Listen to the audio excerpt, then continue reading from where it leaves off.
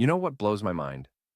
Ancient farmers had such a problem with people secretly planting weeds in their fields that the Romans actually had to create laws against agricultural sabotage. It's like the original form of corporate espionage. That's fascinating. And it really sets up an interesting framework for understanding how truth and deception interact in society, doesn't it? Exactly. And what's particularly interesting is how these weeds, specifically darnel, were almost identical to wheat in their early stages. You couldn't tell the difference until harvest time, which is eerily similar to how misinformation works today. Well, that makes me think about how we try to separate truth from fiction in our modern information landscape. How do you identify the weeds when everything looks like wheat? You know, that's where this ancient wisdom gets really interesting. It suggests that our instinct to immediately pull up what we think are weeds might actually do more harm than good. The parable talks about four different types of soil, each representing how people receive and process information. Hmm. Tell me more about these soil types. How do they relate to our modern context? So, first, you've got this path soil, completely hardened from constant foot traffic. It's like trying to share new information with someone who's already decided they know everything. The seeds just bounce right off and get snatched away. That sounds exactly like what psychologists call confirmation bias, when people only accept information that confirms what they already believe. Then there's the rocky soil, which I think perfectly describes our social media age. Everything sprouts up quickly with lots of excitement, but there's no depth to support real growth. It's like those viral trends that everyone forgets about a week later. Oh man, that's exactly what happened with all those pandemic era sourdough starters, right?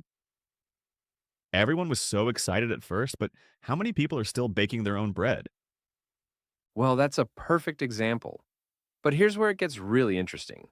The third type of soil, the thorny ground, might be the most dangerous. It's not that the soil is bad, it's just overcrowded with other things competing for attention. You're talking about our modern problem with information overload and constant distractions, aren't you? Precisely. And unlike the first two types where failure is immediate and obvious, this one is deceptive because things actually start growing before they get choked out.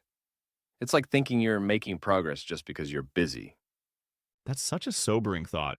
The idea that we might be fooling ourselves about our own growth because we're seeing some initial progress. And then finally, there's the good soil, which produces varying yields, some hundredfold, some 60, some 30. What's fascinating is that even in ideal conditions, there's this acknowledgement that different people will produce different results.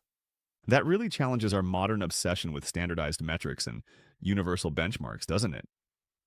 It absolutely does. And when you combine this with the parable about the wheat and weeds, you get this fascinating perspective on patience and judgment. The farmer knows there are weeds but chooses to wait rather than risk damaging the wheat. Well, that's quite different from our current cancel culture and rush to judgment, isn't it? Exactly. And here's what's really profound. Both parables emphasize this idea of waiting for the harvest. In a world of instant gratification and real time metrics, that's a pretty revolutionary concept. So, what you're saying is that maybe we need to slow down and create better conditions for growth rather than expecting immediate results? Yes, and it goes even deeper than that.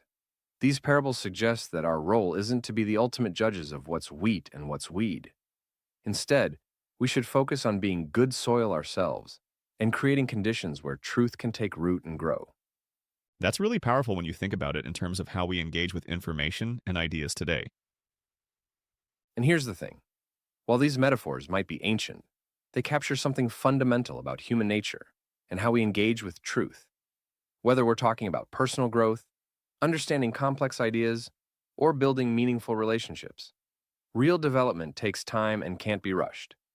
You know what's really striking? How these principles could actually help us navigate our current information crisis. Maybe we need less immediate reaction and more patient cultivation. Well, that's exactly it. In an age where everyone's trying to be the first to comment or judge, maybe what we really need is the wisdom to wait, the humility to learn, and the patience to let truth reveal itself over time.